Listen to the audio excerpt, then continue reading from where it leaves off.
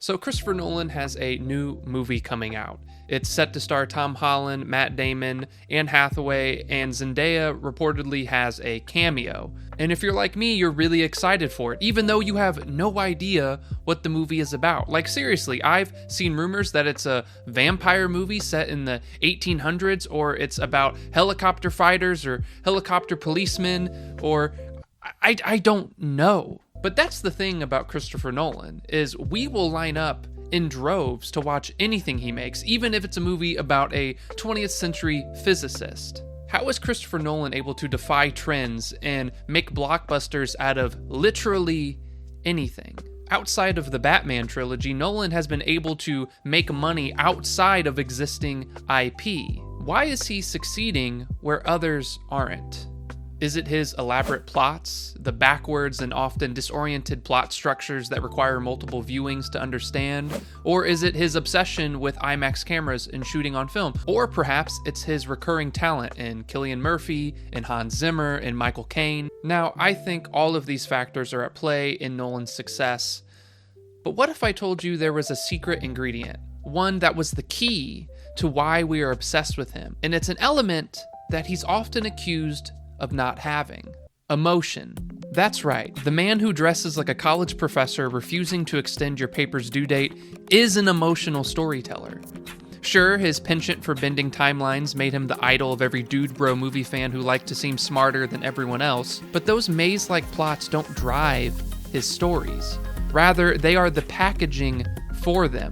What drives his stories and his characters is an emotional bond. So why isn't this more obvious? Because his protagonists wrestle with their emotional needs by avoiding them.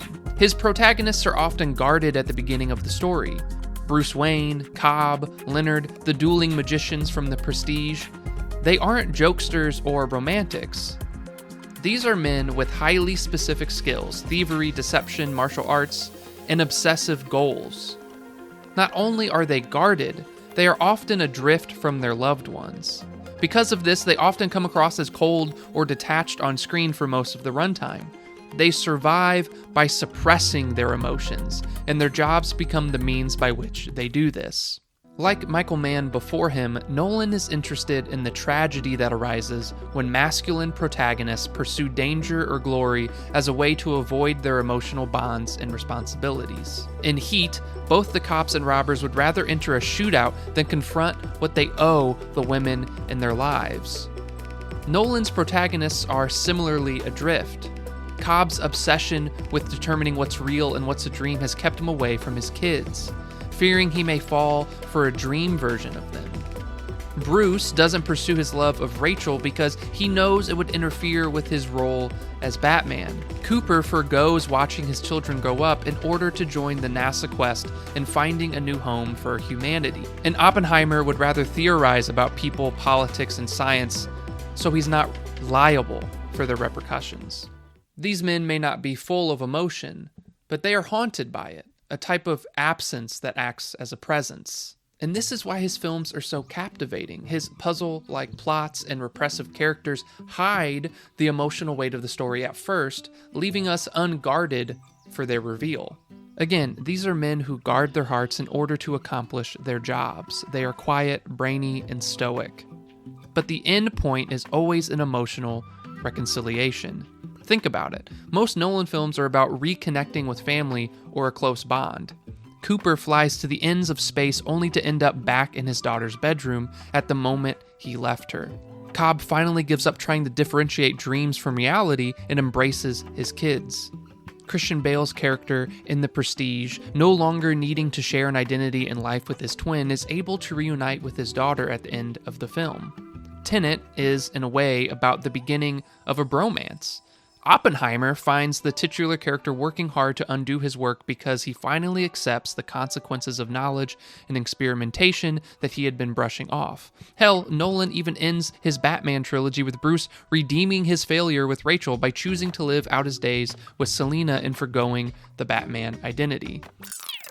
Sure, these traditional emotions like love and affection and bearing your heart aren't seen in these characters, but emotion is present. It's in their absence. And we as viewers can feel that absence. We can feel them repressing and holding back. And for a lot of young men who have not been trained or taught how to express their emotions, it's probably very rewarding to see that on the big screen and to feel connected to that. But at the end of the day, even though these characters are avoiding and suppressing emotion, they are driven by that emotion. They are driven by the avoidance. But the reason those mind-bending endings hit so hard is because they are rooted in the cathartic moment of his characters finally embracing the emotion they had been suppressing the whole time. Cobb embracing his children, while not the most expressive scene in cinema, is moving precisely because we had been denied it earlier. Cooper finally getting back to Murph is bittersweet because we finally see them reunite, but we also understand their separation was vital to the survival of humanity. Memento's backwards plot climaxes on the revelation that Leonard's wife wasn't murdered. We realize we've been watching a man orchestrating his own forgetfulness because the truth is too much to bear. There is a weight to his endings precisely because he doesn't eschew his character's emotional tension. Emotional revelation is often the goal of Nolan's stories. They are introspective and technical, yes, but they aren't inhuman or robotic. The heists, mysteries, and daring missions of his plots exist to lead his characters to confront an emotion or relationship they've been avoiding. His characters may often fail to express these feelings, but they are always there, just out of frame, waiting to pounce. It's no wonder then that Nolan found a fan base in young men who are also suppressing their emotions.